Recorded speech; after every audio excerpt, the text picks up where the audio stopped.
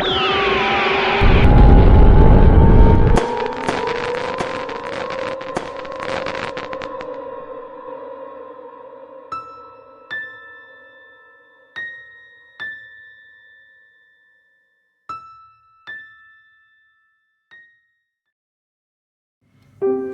kedalaman hutan tropis yang lebat, di antara rembutan hijau yang luas membentang sejauh mata, memandang dan sungai-sungai kecil yang mengalir tenang, hiduplah seekor kura-kura dengan cangkang besar yang dikenal sebagai Pak Tua.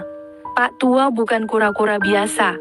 Ia bijaksana, tenang, dan memiliki pandangan hidup yang luas, seluas hamparan hijau di sekitarnya. Suatu hari, di tepi sungai kecil yang airnya berbisik lembut, Pak Tua sedang asyik berjalan-jalan. Sinar matahari pagi menyinari cangkangnya yang berkilauan, menciptakan pantulan cahaya yang indah di antara rumputan yang rimbun. Tiba-tiba, ia melihat seekor kelinci berwarna abu-abu gelap, bulu-bulunya tampak kusam, sedang mondar-mandir gelisah di antara rumputan yang rindang. Kelinci itu bernama Bubu, dan raut wajahnya menunjukkan kekesalan yang mendalam. Ia tampak sedang mencari sesuatu dengan penuh semangat, mengendus-endus tanah dan menyingkirkan dedaunan hijau. Pak Tua dengan langkahnya yang lambat namun pasti mendekati Bubu. "Ada apa, Nak?" tanyanya dengan suara yang lembut, seperti gemerisik daun-daun kering ditiup angin sepoi-sepoi. Bubu tersentak, lalu menatap Pak Tua dengan mata yang merah padam. "Pak Tua," keluhnya, "saya sedang mencari seekor katak hijau yang sangat menyebalkan.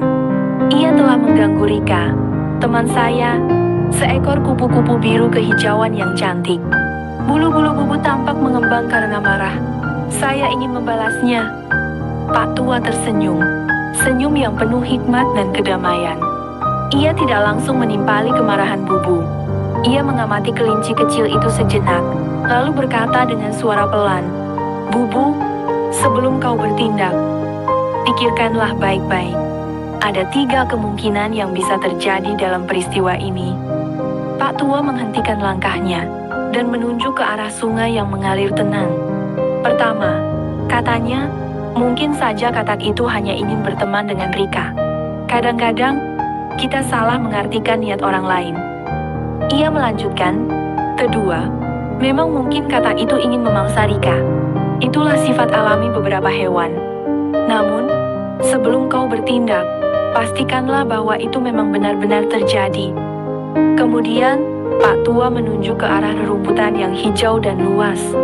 "Ketiga," katanya, "mungkin saja Rika yang lebih dulu mengganggu katak itu. Kita tidak boleh hanya melihat dari satu sisi saja.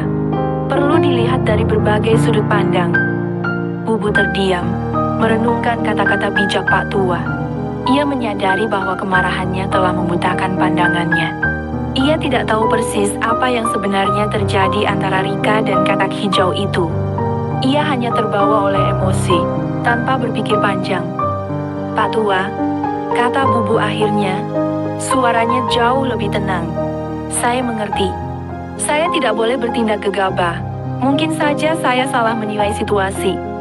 Pak Tua mengangguk, tersenyum puas. "Ingatlah Bubu," katanya, "segala sesuatu tidak bisa diselesaikan dengan emosi. Tindakan tanpa berpikir panjang justru bisa membuat masalah menjadi lebih rumit. Berpikirlah sebelum bertindak, dan selalu pertimbangkan berbagai kemungkinan." Bubu mengangguk mengerti. Ia meninggalkan Pak Tua, bukan untuk membalas dendam, tetapi untuk mencari tahu kebenaran yang sebenarnya. Ia belajar bahwa kebijaksanaan jauh lebih berharga daripada tindakan impulsif yang didorong oleh emosi. Dan di tengah keindahan hutan tropis yang lebat itu, pelajaran berharga itu tertanam dalam hati kecilnya.